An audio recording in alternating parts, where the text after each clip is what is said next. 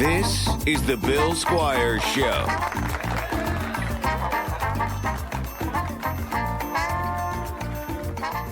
Hey, everybody. Welcome to this week's episode of the Bill Squire Show. I am excited for this week's guest, Brittany Mollis, who has an iPhone. Okay, let's tell the story. You just messaged me on Twitter and you're like, go here if you have an iPhone. Like, do you know anything? Do you research your guests at all, Bill? No, absolutely not. That seems counterintuitive to the podcast that I do, which is not professional or good. Or good. I'm trying to stay on brand here. And in order to do that, I have to do no research. But no, I figured you had an iPhone. You don't have an iPhone. You're anti-iPhone. Here's my thing. I am exactly who I am, which is a poor person. Mm-hmm. And poor people, we like Samsungs. We like the droids. This is how we live. I never got that. Well, like I've been a poor person before, and I had an iPhone even as a poor person. Well, there's different levels of poor. All right. Well, I was pretty poor. So I've been an Apple person. Like I got sucked into it a long time ago. So I just liked everything to be able to sync up and everything. So okay. Well, whatever you got, it looks fine. It looks good. I'm not really that worried about it. I just know that if you use an iPhone and you try and open it in a browser that's not Safari, it doesn't work. So that's why I was saying. So it's not user error, it's iPhone error. So if anything, this is on, this is good for you, for your Samsung lifestyle. Yeah. I'm at the point now where like I don't even care that much, but because my friends harass me so much about it, I could never make the switch. Oh, now you got to stand your ground. Exactly. Yeah, I understand that. Mm-hmm. I do, like, I'm doing okay right now, like money wise, but I live in a place that really rich people live. So I walk my dog past all these mansions that are on Edgewater in Cleveland with like lake views, and they're beautiful houses. And I find ways to judge them. So as I'm walking them and it's like 7:00 at night on a Wednesday and they still have their trash cans out, I'm like, look at these pieces of shit. I can see the cars in the driveway. Obviously you're home. You're just a lazy piece of shit. Or if they like, I saw some like spider webs on a mailbox. I'm like, look at this. You have a mansion, but you got spider webs on your mailbox, your stone mailbox, you piece of shit. And so that's how I judge all these people as I'm walking. Oh, that's great. You live in Rocky River, don't you? I live in Lakewood. I'm right on the border of Lakewood and Cleveland. Okay. I go out to Rocky River, like that little park there. Yeah, that's a nice park. That's a great park. Are you still in Youngstown or? Yes. Okay. Yeah. My town. I like my town. You do? Have you been? Oh yeah, you did some shows here, huh? I do comedy out there. I haven't been out there in a bit, but I like going out there. They're good, fun crowds, and it's a city that's always, throwing punches, doing what they can to stay up. That's right. It's seen better days, but they've always been supportive of me, so I like going out there and just having a good time. So, Brittany, let's talk a little bit about you are a writer, you're a podcaster, you are on Twitter from time to time. So you are a very fun follow on Twitter, by the way, because you don't really hold anything back when it comes to your views and stuff like that. And I'm a person where like I used to be way more outspoken on social media, but now I don't have the energy for the responses like I used to. Yeah. My mentions are a disaster. How do you deal with it? A long time ago, I made this list, okay, of like things that are important to me. And the list is like, it used to be 5. And I think I've now narrowed it down to like 3 or 4, maybe. So it's number 1, Dunkin' Donuts. That's important to me. So on this list, I will only allow myself to get upset about these like 4 or 5 things. And that's it. So it's Dunkin' Donuts, my family, my friends, and that's it. So as long as like those things aren't going wrong, everyone's healthy, everyone's in my life is happy, I don't care about literally anything else. Like if I go through periods of time where I don't have a job or I don't have money. Like, that's fine. I know that, all these things are temporary and I'll get back on track. But, as long as these like 3 or 4 things are good, I'm generally pretty happy. And that's kind of what I wanted to bring up is you have this general positivity about what you do on social media where you like to, you're a big sports fan and you're always backing players that you enjoy, even if, there's a lot of criticism against them, whether it's a Colin Sexton or a Deshaun Kaiser, Jimmy Buckets, I know you're into right now. And I appreciate that because it's so nice to see somebody just try to find the good in these imperfect players rather than just constantly tearing them down. And like, I'm a big Colin Sexton fan. Deshaun Kaiser, I wasn't quite as high on, but I definitely am a Colin Sexton fan. And I think the guy's got a lot of upside and he's got a lot of heart. And that's the kind of player that it's fun to cheer for. Yes, Colin Sexton. And that's sort of my thing. I guess if I had to say I had like a brand when it came to like sports, I get super attached to these specific players. And they're usually players who sort of divide the fan base. So, Colin Sexton, Deshaun Kaiser. Those are the 2 that I cheer hardest for because I always felt like Deshaun Kaiser didn't get a fair shake. I think he was put in a situation to fail from the beginning. Yeah, that's very true. That's very true. I mean, that's most Browns quarterbacks for them. Yes, that is true. Yes. But also he went to Notre Dame, and everyone knows I'm a Notre Dame fan. So go Irish. But like, you have a player that comes from your favorite college, and then he goes to the Browns, and of course I was going to cheer for him. I cheered a little too hard for him. But I make no apologies, Bill. I am who I am. And then Colin Sexton, for some reason, like, he splits the fan base. Like, fans of the Cleveland Cavaliers actively dislike this guy and hope that he fails. Yeah, one of my friends is one of those people, and his name's Chris, and he does a Cavs podcast, and he is so anti-Colin Sexton, and I'm just like, the guy's getting better. Like, he was a gamble. Mm-hmm. I get that, but he's also had zero stability with his coaches.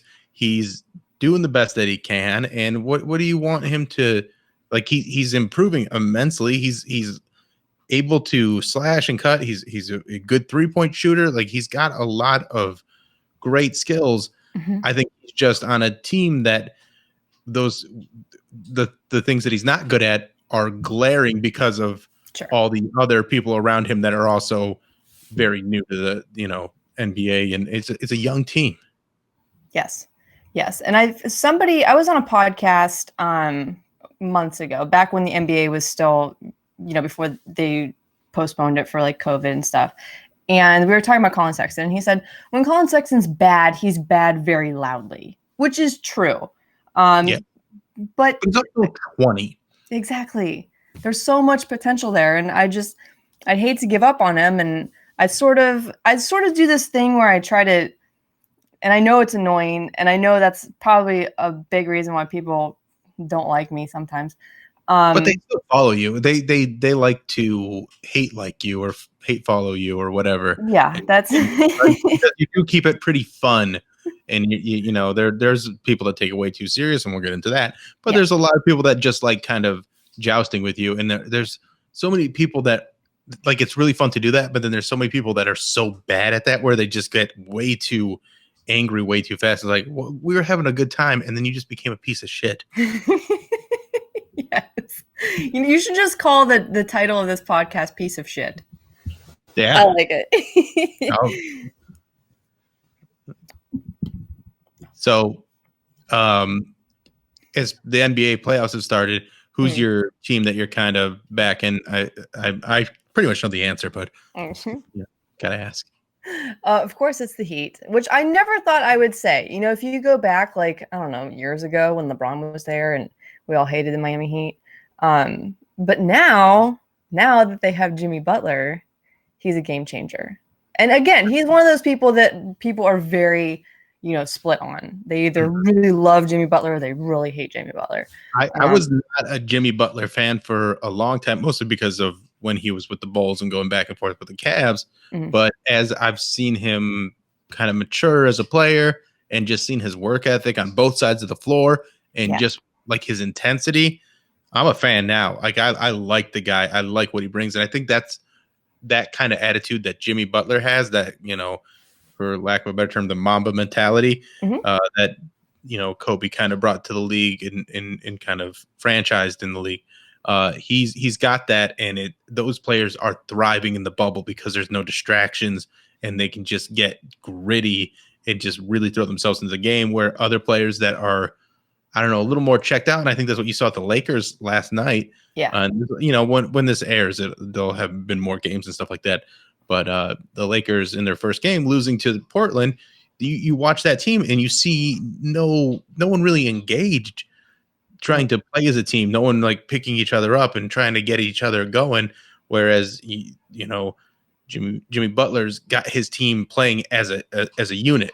Portland, they're playing as a unit. I think Toronto's playing that way, and even Orlando is when the Suns when they were in it. There's a lot of teams that have really come together in the bubble, and then you're seeing some of the other teams kind of taking it like I don't know a little easy.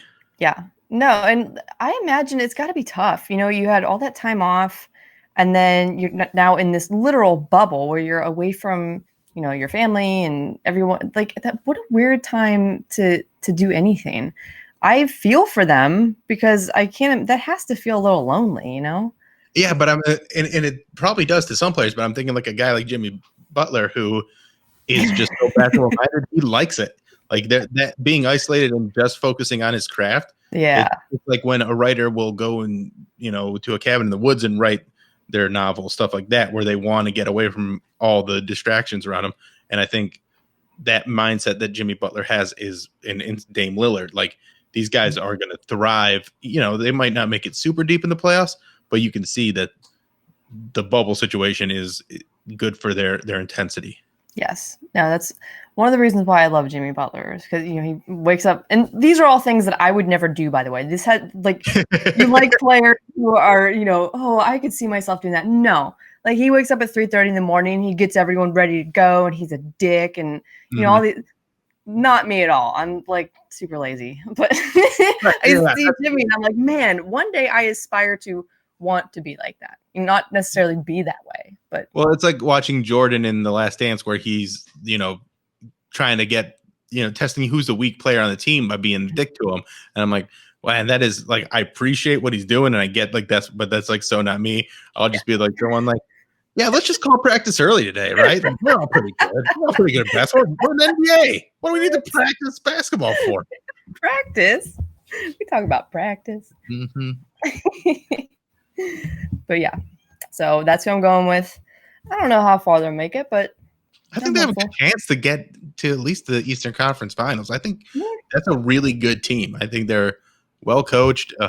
They're like, and like you said, you never thought you'd be a Heat fan, but that's kind of the fun of the NBA. You kind of have to rearrange how you cheer for sports, and I think that's how sports in general are more fun now. Is if you stop trying to latch onto a team. Like obviously, I love the Browns, I love the Cavs, I love my home teams, but since they're not always in it, you gotta adapt because you love the sport. So you kind of latch onto a player's career and you follow them and you cheer for them and you hope for the best for them. So although I was mad when LeBron went to the Heat, I don't really look at them the way I do like a rival NBA team. Mm-hmm. Do you have any like favorite players outside of like the Cavs? Dame Lillard is by far my guy right now, and he's been my guy for a couple of years, but this year is just showing everybody why I've been such a fan of him. So I really like him. I really like Jason Tatum, and then I like Luka. So I feel like everybody just loves him. Well, he's amazing, and he's just so. And there's something about a slow white guy that gets it done that's very appealing to other white guys.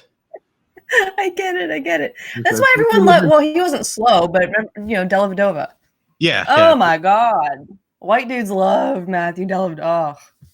Loved him. I like Delly's effort, so that's what. But I see that with other players too, where you see a guy that's just out there just doing all the small things and not getting a lot of credit for it. I appreciate those hustle players. Mhm. But like a guy like Luka, where he's incredibly skilled, he's a good passer. He's working on his defense. That's not there yet, but he's just I don't know. He's one of those next top guys in the league, and I think that's pretty exciting. And then I like LeBron still, but I just don't. They're just kind of boring to cheer for because they're a front runner. And then the freak, there's a lot of great players to cheer for in the NBA. Yeah, it's always more fun to cheer for the underdogs. Yeah, that's for sure. Yeah, so Portland's definitely the team that I've latched onto this season because I think they have so much talent and they're finally healthy and they're playing with this chip on their shoulders. And I like CJ because he's a Cleveland guy too. So it's just it's a lot of fun. Switching Portland's fun. To baseball. We were talking a little the other night. The guy hit the grand slam and people were freaking out because baseball is the sport of old crybabies that don't like when things change. Yes. Wait, am I still connected? Yes. Okay. Is my internet okay? It's like I can't really see you. It's been great. Yeah. Well, it's. I mean, like it looks choppy there, but that's because it's going to a feed that is clear. So don't worry about that. Okay, there we are. Yeah. All right. Yeah, take that out. Baseball. I always wonder, like rules. I always wonder when I do podcasts if they're going to ask me about ball because I know that I am not nearly as positively vocal about any aspect of baseball, but especially when they do shit like this, I can't explain how mad it makes me that Major League Baseball has taken something that we all used to love. It's America's pastime. I used to. Oh, baseball was like my life. I'm sure you probably loved baseball in the '90s. When the tribe was just at their peak, and it was fantastic. And I love baseball so much. But as I get older and I see these curmudgeons that are just like, oh, they're ruining the game by trying to make it more fun and more exciting, and letting the players have personalities and express themselves, and they can't handle that. Because someone flips a bat and it's so disrespectful. A bat flip is that disrespectful to you. How about not letting half the greatest players of all time play in the same league as the white players? So let's not get too hung up on how respectful baseball is, because it's kind of got it's got a shit past that I'm not a fan of at all, because you have players like, I think it's Josh Gibson. Let me make sure I got his name right, because I just learned about this guy last week. I'm not acting like I'm some know-it-all. He hit 84 home runs, and he's got 607 career home runs when he was in the Negro League. And the dude's incredible, but he never got a chance to play against in Major League Baseball because of how things were. Good Lord. I never even heard of him. How sad is that? Yeah, exactly. And that's like, I literally just looked him up last week because they're doing a bunch of, like trying to honor the Negro Leagues. And I looked it up. I'm like, who's hit the most home runs in a season? And I looked up, this dude hit, I believe it was 84 in a season. Oh my gosh. And I don't even know if they played as many games. Wow. But yeah, I'm like, even Major League Baseball now, one of my biggest problems with them, and this goes far beyond, the Indians are their own little, I have my love-hate relationship with the Indians for their own purposes. But like Major League Baseball in general, I was telling someone the other day, I said, how sad is it that, Mike Trout, who's Hall of Famer, he's, probably one of the best players ever. Yeah, he's incredible. If he walked by me right now down the street, I can't say for sure that I could tell you who he was. Like, and I love sports. I'm very into like all of this. And they've just done such a piss poor job at having these superstars and not knowing how to market not only the players, but the game. And it's just such a disservice to fans. And it'll always make me mad. And it's a disservice to the sport because like that's a really good example of Mike Trout, who is setting, records and he's doing it just quietly and getting next to no press when it comes to it. And I think a lot of it comes down to baseball's become this thing where it's you have these big names and big markets and stuff like that. You know, he's in a big market. He's a great player, but like once they get there, that's it. Like the people there know who he is, but they're not using him the way they used Mark McGwire in the 90s to sell the whole sport. No. Oh gosh, wasn't baseball so much fun in the 90s? It was so fun in the 90s. It was crazy. And I get like, yeah, it's a steroid era, but it made really good baseball. It just did. Very exciting. You can't deny that. Baseball was much more fun when steroids were there. But I remember that summer when it was Sammy Sosa and Mark McGwire, and like every night you were home, like watching who had home runs tonight, and like they were in this competition, and it was so much fun. When was the last time baseball was fun like that? Like this decade, I can't tell you. I mean, it's so yeah, it was very fun, and it hasn't been that fun. I mean, obviously when the Indians are good, that makes it more fun, but it's never been like that again. No. And and then the way that like these old school rules that in these, you know, this way of thinking like, oh, this strategy is the thing that you should do, or this, you know, hitting a grand slam and not swinging at a 3-0 pitch when you're up by 7. He's a professional athlete. Right. He needs those numbers. Like and these are the same people that'll complain about participation trophies. Be like, oh, I don't want kids to have a participation trophy, but if you score too many runs in a professional baseball game, I'm gonna be upset. Fuck off. Right. I mean, I first of all, I don't think I saw one fan supporting what happened the other day. You know, when I forget, was it Tatis or something? Yeah, Tatis. Yeah, he hit the grand slam, and then, you know, the Rangers manager said what he said, and then the Padres manager, his own manager, sort of like threw him under the bus. And it's like, are you kidding me right now? They gotta update this way of thinking in this whole, like, there's a right way to play the game, or like this old school way of playing the game. It's just so dated and stupid, and it's doing nothing but disservice to the game. It's why, like, if you watch any of the, you know, talking head shows in the morning, they talk about baseball for a moment. But, you know, football hasn't even been on yet, and they have half the show dedicated to football. Basketball is great fodder because you get these storylines from teams and trades and moving around, and the guys all talk trash to each other, and it's just, you know, it creates storylines so that even if you're not a super big basketball fan, you go, oh, well, I'm kind of interested in that, and then pulls you in. And then baseball, you know, you have this cheating scandal with the Astros, and they handled that piss poorly. And then anytime anything fun could happen, they go, but not like that. And right. Yeah. Yes. And that poor kid, you know, I don't know how old he is. He's got to be a young kid. 22 or something. Yeah. They're all young kids now. But, you know, he's playing. This is his livelihood. Like this is what he needs, those stats. He needs to. And you're going to tell, and it wasn't just, it was another player too that was like berating him in the dugout for doing that. Yeah. And he was sitting there staring like, okay. Like, I didn't know that I'm not supposed to go out there and do my job. And do my best. Yeah. So it's very confusing, and I'm very annoyed by it. All right. Here's another piece of shit thing going back to the way it started. When I see one of the houses, you know, these big mansions, and they're watering their lawn with a hose and a sprinkler, and not like an underground sprinkler system. I'm like, this piece of shit. That's the underground sprinkler system, not the garden hose like you're just watering some lawn in Parma. Shit. I have a question. This is off topic. Tell me about Parma, because there's a reason for this, but I need to know about Parma. Is it a nice place?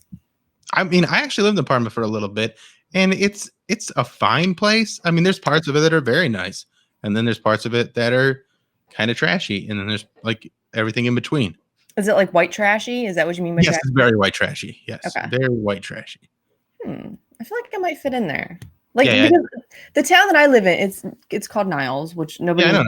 Okay, well, yay, one person knows. Well, I've done enough comedy shows to know Niles. There used to be a funny farm in Niles. I don't even remember that. Yeah, that sounds way above us. Yeah, it was like in the back room of an Italian restaurant. There you go. That sounds like us. No, but I'm trying to figure out where eventually I want to move, like around Cleveland, and you know, the thing with Parma is it's very isolated and it's not the easiest. So like if you're in Parma, you kind of just stay in Parma. So whereas like, and it's not a bad thing. Like I didn't mind living there at all. But if you go to, and it's pretty densely populated too. So for it being like a suburb, it's a really densely populated suburb. Like I'm in Lakewood. I like Lakewood a lot. West Park's good. So I can give you some recommendations. You know, Rocky River, like you said, if you want to go hoity-toity. Never afford that. That's right. Even Lakewood might be pushing my budget, honestly. Well, that's why you go to West Park, just south of Lakewood, and then you're right. Then you can get to all the Lakewood spots in Cleveland easily. So, what about the East Side? How do you feel about the East Side? Again, there's really great places on the East Side, but it's isolated because there's places and there are places that are close, you know, with highway access stuff like that. I have a friend that lives in Euclid, and she's got like a house on the lake and stuff like that, and that's pretty cool. But then there's also people that, you know, there's places like Cleveland Heights and Shaker and stuff like that, and they're great like areas in those places, but they're just a pain in the ass to get to because there's not really highway access. So if you don't mind just being in those places, you're fine. But if you have to, you know, like me, I like to be able to get on the highway in a moment. Mm-hmm. Right on the pole. So, yeah. So those are the places. Are you thinking of moving to Cleveland? You got a boyfriend now? Does he live out here? He lives in Independence. Okay. And he was the one, because I have my heart. I was like, no, I want to move like to the East Side, like because I like that area better. Like, you know, I really like Cleveland Heights. I just think it's real pretty. I go there and like kind of feels like home. Yeah. But, so we went to this one place to look at an apartment for me. And I was just going to go by myself. And he's like, no, you're not going by yourself. Because apparently, I don't know Cleveland. So I saw this place. It was like affordable. It looked nice, like online. And we show up and it's not what I thought it would be. And it was kind of dangerous. It was not in the best neighborhood, I guess. It's according to him. And that's the thing with Cleveland Heights is there's some very, like, it's a big neighborhood. Yeah. So there's really nice areas in Cleveland Heights, but then there's some really sketch areas too. Yeah. Well, this wasn't even in Cleveland Heights. It was just in East Cleveland. That's what. Yeah. Well, so we show up there and he's like, Brittany, you're not going to like this place. Like I'm telling you. I was like, no, I'm going to like it. And the thing about me is that when I have my heart set on something, like I will do anything to like spite people. So he said, you're not going to like this. And I'm like, no, I'm going to show him I'm going to like this. So we're going up the elevator. It's like on the 13th floor. The woman, she wouldn't even like come up there with us. She's like, all right, here, you know, just go to this room. It's unlocked. And I was like, all right. So we just go up to the 13th floor and Bill, I was like, oh no, this is really nice. And he's just staring at me. He's like, Brittany, just admit it. You hate it. And I was like, no, I love it. I'm gonna live here. But I didn't. So still searching. Yeah. Well, yeah, keep searching. You'll find something. Be patient. And find the place that you want. There are nice places that are affordable. You just kind of gotta hit them at the right time. Yeah. So, all right. Well, thank you so much for coming on the podcast. I do about a half hour with my guests, and so that's cool. We nailed it. Some people that live over here, they got like crabgrass, and it's like, you're rich on Edgewater, piece of shit. Piece of shit. Next time I go to Rocky River, that little park, that's what I'm going to walk around saying. Like, yeah, look at these piece of shit peasants. Yeah. Ugh. Well, there's some that have it together, but then there's some that, like, if you're going to be in that neighborhood, you got to be on their level. And if you're not on their level, I'm not having it. You should start like an Instagram series where you just take pictures of like piece of shit things. Yeah, of mansions with piece of shit things. That's a great idea. Yes. All right. Well, thank you so much. Where can people find you on Twitter and Instagram, and plug your podcast as well? Yeah. So our podcast is called That's What B Said, Cleveland Sports Podcast with me and some of my girlfriends. We have a lot of fun doing that. It's a good time. You can find me on Twitter at Bird's Eye View. It's BURDSIVUE. And Instagram, I'm at Miss Mollis, MSMOLLIS. All right. Well, thank you so much. And we'll talk more once the Browns get going. Yay. Hey, thanks for having me, Bill. Welcome to this week's segment with our Instagram hottie, Heather. What's your Instagram At The Real Feather, baby. At The Real Feather, baby. And you are a model, a producer, actress, I believe. Videographer. Photographer, and traveler, too. Oh, yes. So you have traveled a lot, I imagine. Yes. So you got to be kind of hurting right now. Oh, it is so hard because traveling is just Stay right up on here. traveling is such a huge part of my personality, and everything I do, I do so I can get out there and have new adventures. And it's been really upsetting not being able to go and do and see some of the things and feel safe and morally okay about traveling. Yeah, because there are plenty of people still traveling, and they're Yes. the ones that are making this last longer. And that's Yes, exactly. very Wear your aggravating. mask, please.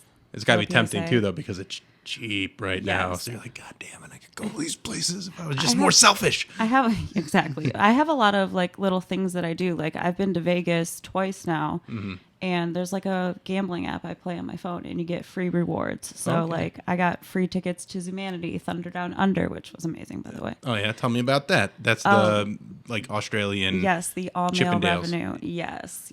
review. Okay. Not revenue. They're making revenue, but it's the Oh real yes, lots of money in there. All right, so you actually like, because I feel like that's something that women will go to, but it's like, oh, we're at this thing, but you like to just go and Yeah. enjoy yourself. Do you I go by went- yourself? Yes, I travel Oh, by you're such myself a creep. lot. I love it. Yeah. No, that's awesome. That's actually fantastic because I feel like there's a lot of people that are very against traveling. Like, I want to go, but I don't like go do stuff by yourself. I'm an advocate for that. One of my friends, she went on a trip to Europe last year. Oh, All by wow. herself. It might have been 2 years ago now, but it was a while. She did it all by herself, and she made great friends, and she had a wonderful time. There's so many things that go with that. I mean, as a woman, of course, it's like harder to justify traveling by yourself. But for me, like I started out small. Like I drove somewhere out of town. Like I went to Canada by myself. Yeah, so you got comfortable, and you Yes. know how to carry yourself. You know what to look for, like sketchy situations Right. that you're I not try not to comfortable tell with. anybody I'm alone. It's Yeah, hard because yeah. you're like, oh yeah, I'm here by myself, and then you start talking to people. Right. But that's the great thing. You meet people you may not have met because you You have to open yourself up. Exactly. You're sitting at a bar by yourself, and you talk to the person next to you or to the bartender. I always try to talk to the bartender and Yeah. say, hey, where do you guys go to hang out? Yeah, Because I that's- love the dive bars with the that's, industry people. That's like, as a comedian that worked on the road for almost a decade, I know that traveling alone, like I like my alone time, but also you want to get out and converse with people, and you make like quick friends. You make those one trip friends where you're like, okay, this is my person this week or whatever. And so I completely understand that. So you'll go to the all male review by yourself, which I think is even like, that's amazing. Oh, it was so much fun, and I didn't have to like worry about my behavior. Yeah. Like Do you get wild at it? I got a little wild. All right, Let's just say explain. I took one of them home. Oh, really? Yeah.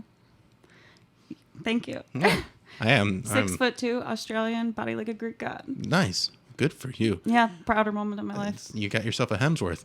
Oh yeah, and like we didn't really talk during, but then afterwards he starts talking, and I'm like, "Oh, you're actually Australian," and he said those are the two requirements to be in the thing. Oh, It's so just, you actually have to be you Australian. have to be from Australia and have that accent because it's part of the allure. And then there's also you just have to be attractive. You don't have to have any dancing experience whatsoever. Just got to have the body. Gotta have the body and the accent. Body and the accent. And then these guys Listen up, probably guys. make bank. Oh, I'm sure they do, and they get to I don't know travel. how many listeners I have in Australia, though. I mean, they make so much money, and they get to travel all over the world pretty much for free. They have a per diem, and I think after Vegas, they were headed to Hawaii. That's got to be a lot of Yeah. fun. Because, yeah, it's that one trip. Because I think they like will come to the MGM here, which was Yep. the Roxino, and they'll do that tour. And I think that's how many of them are straight versus gay, do you think? I think there's a lot of people that are probably on a spectrum. Okay. Because I feel like with that career, it's a type of your like personality. You just like that attention. So You if like the somebody's attention, giving you you like, attention, you're just like, I'm into it. exactly. Okay. And I like the use of the word spectrum when it comes to sexuality, because I know there are people that get uncomfortable. Like, if you're a guy and you do this, you're a gay guy or whatever. But I remember a guy calling into the Alan Cox show one time, and he was talking about how he likes muscular women. He's like, and I, blah, blah, blah. And I'm like, you know what the sexuality spectrum is? Because that's something you like, the masculinity of that. Right. And then he just hung up. Oh. he was like embarrassed about it, but don't be embarrassed about it. Exactly. Embrace it, enjoy it. So it's what you like, man. It's okay if you're still listening at some point, and I hope I didn't turn you away from the show because it made you recognize that you like masculine women. I mean, even think of like talking about like metrosexual. Right. That's somebody like categorized as basically what a European man is. Mm-hmm. You know, they could be super into cars, but they also really care about designer labels. Right. Like they're more about their appearance. You know, they can be a little bit more flamboyant. Right. But it doesn't necessarily mean they're attracted to men. It's just they have the more.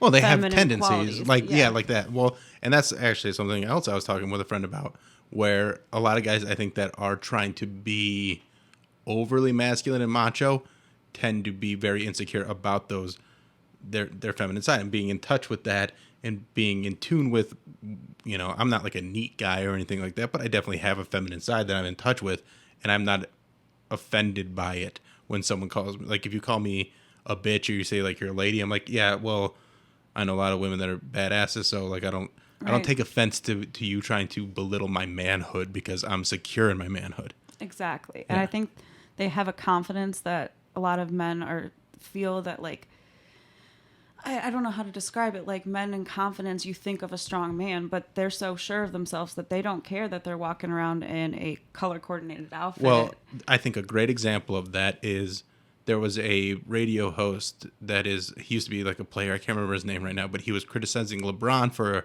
an outfit that he was wearing to a game. And it was like a suit, but it was like shorts, but it was like designer. It had like a really expensive bag with it. And he's like, this guy's wearing this gay suit with this, purse and everything like that. And that's not how a man dresses. I'm like, well, that's how that man dresses. Right. And he's more of a man than you're going to be because you're so worried about what clothes like. Isn't that worse to be like, if you're a man, you can only dress this way and there's no other way to dress and you have to wear that uniform? That seems more insecure than saying like, oh, he's 6'8", he's 250 pounds, it's all muscle, and you're going to try and cut him down because he likes to wear designer clothes. Fuck off. You're just mad you can't afford the designer clothes. Right. Or listen, I like my things. Like I like the clothes that I like, but I see like sneakers. Shoes. Yes, I'm a shoe guy. I just bought a pair of red bottoms recently. I don't want to talk about it. Okay, well, yeah. That was a lot of money. Those are, yes. I can't wait for him to come. That's exciting though. I get it. Like when I see a girl like wearing an expensive pair of shoes, like I it's the same high. Like I get that. Exactly. Like, oh, you're not even gonna wear those that often. That's fine. That's Right. not what they're for. They're for the special occasions. I got some that I wear a lot here, and some that are just once in a while. Of course. And some that I haven't even put on yet. Like these, both the ones up on the wall I haven't even. What size shoe do you wear? Those are pretty big. 13. Okay, so you're getting up in the NBA sizes. Yeah, same size as Jordan. Oh, there you go. Well, he had, I think his right foot was a 13, and his left foot, he'd wear a 13 and a half. I might have it backwards, but yeah. So I have big feet, which is actually the most expensive size for like resale because it's the cutoff where they don't make as many. So up to like 12, they make a lot more than they do of 13. So 13, it's a, if I'm supply and demand is if I can't get them on first run, then I'm going to have to overpay for them. But also if I get them, their value goes up. So makes sense. Yeah. But I just got in the sneakers in the past like year or two and I love them. It's been you have a nice little organization system for them. I appreciate that. I had them all like in their shoe boxes and it looked too cluttered. Like I like the randomness of it, but also it would just like they're not all the same size, so I needed to go with something a little more aesthetically pleasing. And eventually the rest of this will have more aesthetically pleasing. They see this, so that's all that matters right now. But I'm gonna eventually I want to put like a couch over here and stuff like that. But that's besides the point. Where's your favorite place that you've traveled to? Oh, that's so hard. I have favorite memories everywhere. I mean, obviously Vegas was fun for multiple reasons. Mm-hmm. But I really have like a soft spot in my heart for Florida. Okay. What part of Florida? I like Tampa a lot. I like Jacksonville. I love Tampa. Tampa's amazing. I love Tampa.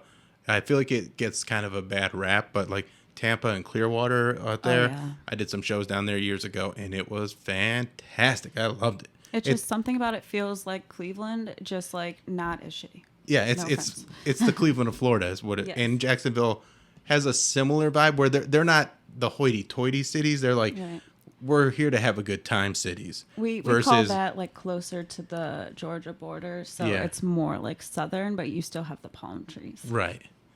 and it's just I don't know, I feel like it's easier to get around and stuff like that too. Versus I've never actually been to Miami, but I've been other places in South Florida, and just it's beautiful and I love it. But it's more big city feel, not like Exactly. medium city. I wasn't a huge fan of Miami. I did a day trip there, but when I travel by myself, I try not to excessively drink. Yeah. Just for safety reasons. That and makes like, sense. I have to get myself back to the hotel. There's nobody that's going to help carry me. Right. So I've made that mistake before. Luckily, even if there were people to carry me, they still can't.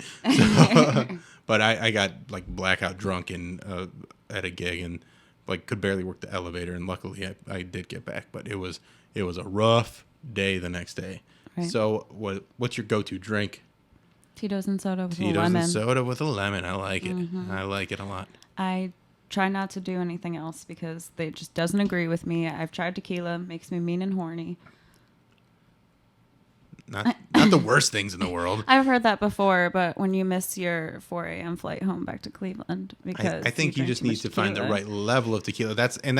I like to switch up which liquor I drink because I'll go between whiskey, vodka, and tequila because then I know the levels. Because sometimes you drink a liquor that you haven't drank before and it sneaks up on you in a different way. So I like to kind of have a rotation.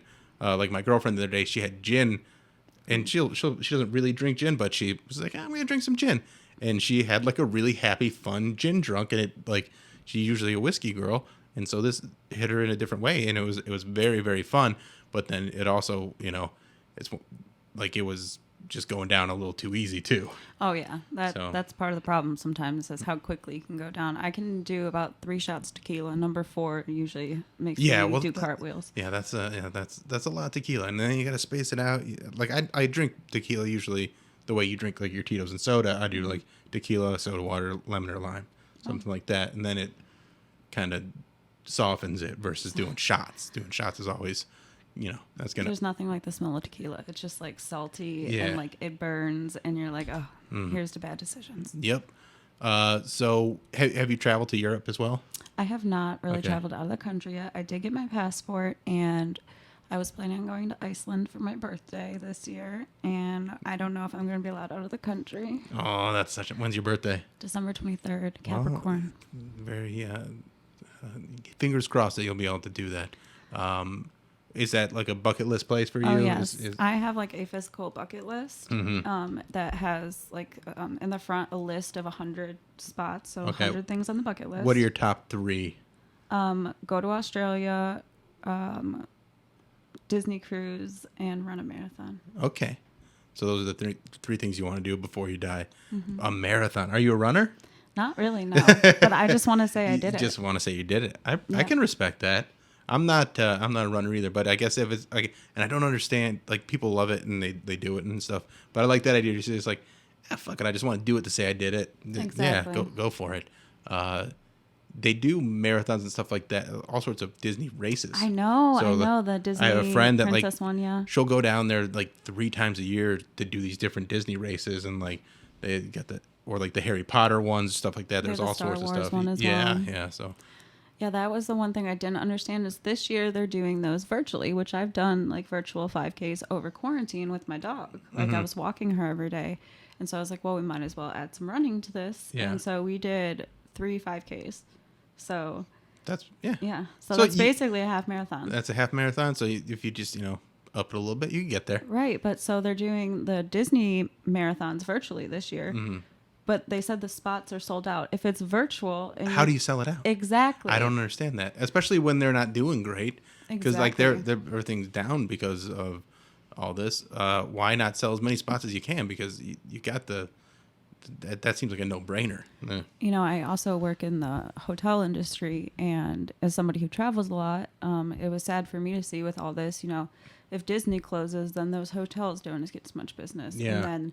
that trickles down to the restaurants, which trickles down to the Uber drivers. Like, right. It really affects everybody when it's a tourist economy. Yeah, and you see that a lot with, and that's why a lot of people want college football to happen, because those small college towns, a lot of them, that's their lifeblood, is having everybody come to the town and patronize their restaurants and all, like you said, all that stuff, all the hotels, all that. It's really devastating, and it's it just makes me so sad because I'm not even a big college football guy, but I get that part of it. Like I get how devastating that is to those economies. Oh, exactly. I mean, just even look at Columbus. You know, Yeah. like the Buckeyes are a big deal for them. So all those bars, everything. And you know. that's statewide too, because all those bars that fill up with people to watch the games every Saturday, Exactly. and so you want to have as much normalization as you can, but you also you got to weigh it all out, and it's what's so aggravating is just seeing people not see both sides, Exactly. because I can see why people are mad that things aren't open, and I can see why football's not happening, but you also have to understand how it affects everybody else when you're You not don't being just safe. see the people on the field. There's Right. so many people that go Yeah. into that and their families, you know. Yeah. At the end of the day, it's about our lives, not about the dollar, which Right. is hard when you live in an American capitalist economy. Yes, it is. And it's also one of those things where if you can see how leadership is so important in our country, where when you can do a bubble like the NBA's bubble, you can do it right. You can do these things and have something set up where people are safe and it's, helping that economy. You still get to have it on TV. So, that helps.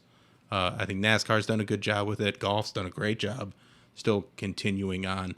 So I think there's just got to, and it's just hard with the college football though, because there's so many different And factions. it's also like they are college students at the end of the day. Like, yeah, you they're know, students. Yeah, they're yes. not professionals. And I mean, even with the MLB, they're like strictly telling them, you can't go out to restaurants, you can't do this. And like, I totally get that, but I also think it's great to see like the cardboard cutouts. In the stadium. yeah. Like, that Those costs little like things.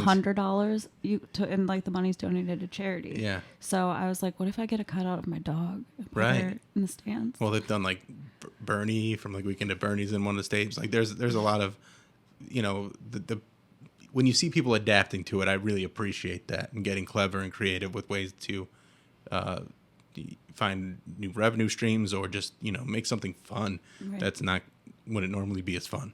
Exactly.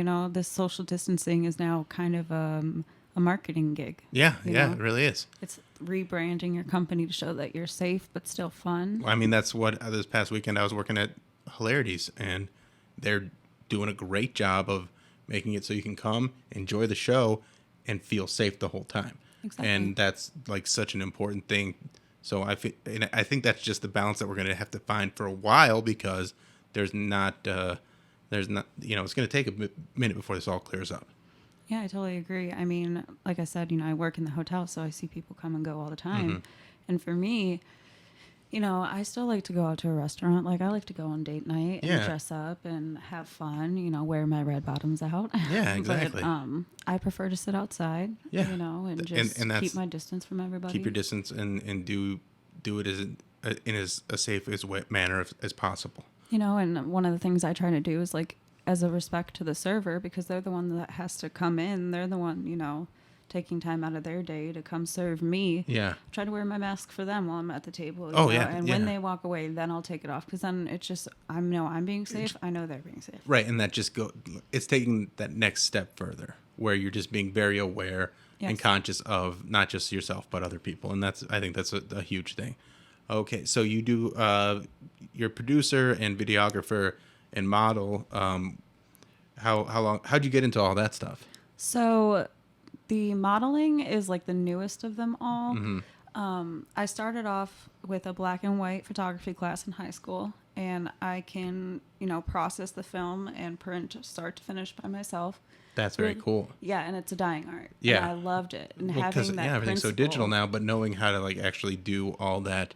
And you have a certain amount of images you could take, so you're more careful with how you set up your shot. Yeah. Because you don't have multiple chances. Yeah. Because you don't want to run through film.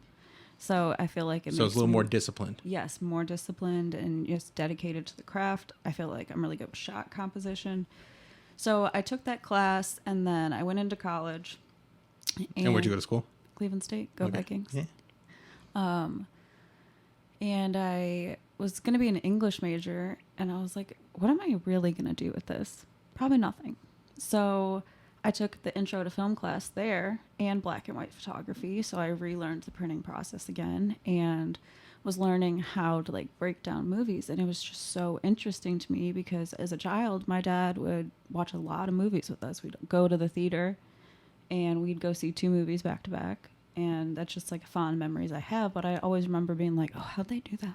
And like, Yeah. oh, I like that shot. Yeah, I always liked movies, but I always enjoyed like movie magic shows, like where they're Yes. showing you all the behind the scenes stuff, and especially practical effects are really yes. intriguing to me. Like when they'd work with miniatures and when they'd work with models and costumes and stuff like that, and all the stuff that they would do to make it, and tricks that they had to make it look so good on film. You like, know that movie Now You See Me? Yes. That one's fantastic. Yeah, that's with just like the technicality of it, because filming magic is not easy. Right. Because the camera can see what the human eye can. Mm-hmm. So they have to play with it, and I thought they did an amazing job with that. And because they were trying to, I imagine they were trying to stay as true to the magic as Right. to the illusions as they could. And still, make them like, wow. Yeah.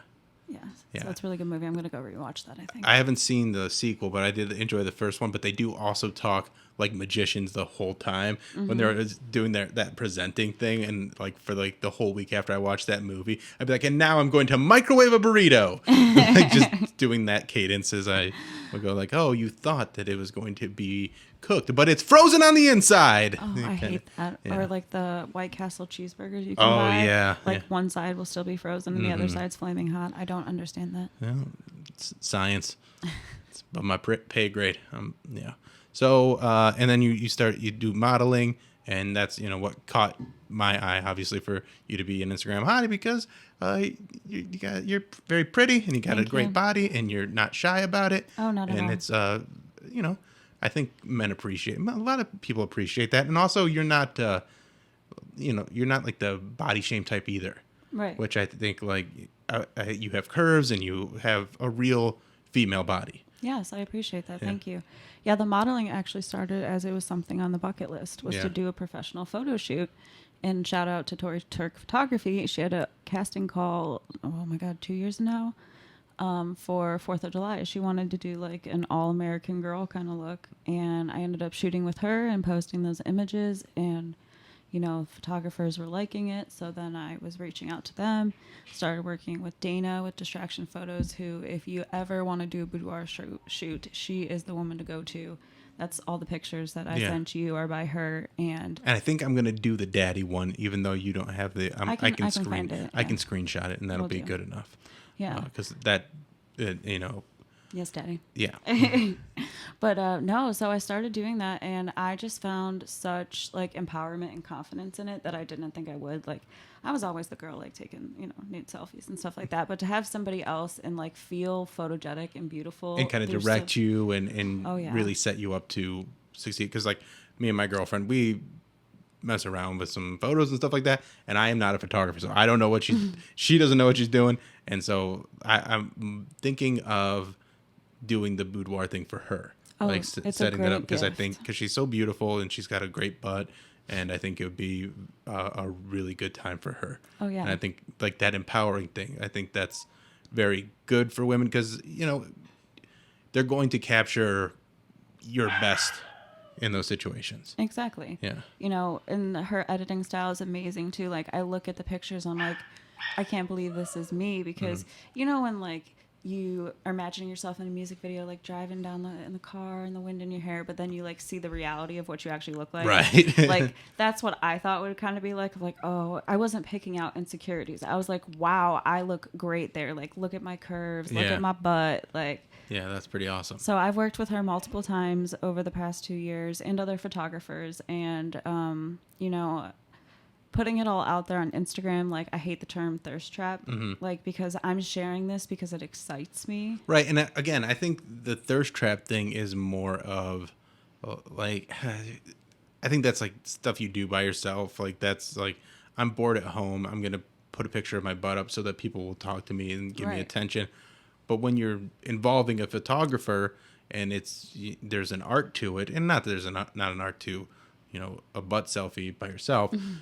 I don't buy into that stuff. That's what we're all doing right now. Exactly. And I have really no problem with that. And it does give people confidence, and it makes them feel good about themselves. And if you're not into it, you can always unfollow. Right. People don't understand that. If you don't like what you're seeing on Instagram or Facebook, you have an ability to not see that stuff. It's all an algorithm. So if you're clicking on it, that's why you're seeing it. Exactly. And I mean, I follow so many boudoir photographers and the models now. So when I scroll through, it is literally like all naked women. Yeah. And for me, you know, Mine's all shoes and naked women. I should start following more shoe accounts. But for me, like, it doesn't give me more insecurity. Because you know how sometimes you look and you compare yourself, well, why don't I look like that? For me, it's like, oh, wow, that's a great shot composition. She looks great there. Or if it's maybe not so great shot, I'm like, well, she could have done this. Right. Better. So like, you're more this. analytical about it and just Yeah. kind of appreciating it. And I try to like and comment and support other creators. It's very important for that algorithm. Yeah, I agree. All right. Well, thank you so much for coming through and being this week's Instagram hottie. What was your Instagram handle one more time? So my modeling page is at The Real Feather Baby, and my official LLC is Spike Studios. All right. Thank you very much. Thank you. You got an OnlyFans? Nope. No. Just kidding. But There's nothing wrong with that. No, I've had plenty of girls on, and I love talking to them about it because I like hearing all the weird requests that they get. Oh yeah, I followed some of the girls from Suicide Girls. Yeah. And you know they have thousands of followers, and they have it, and I want to subscribe so bad just to do it see for a a little month. peek. Just do it for a month. It's a cup of coffee, you Yeah. know. So support your OnlyFans girls out Yeah. there. Bill pays for porn. All right. That's all. Thanks.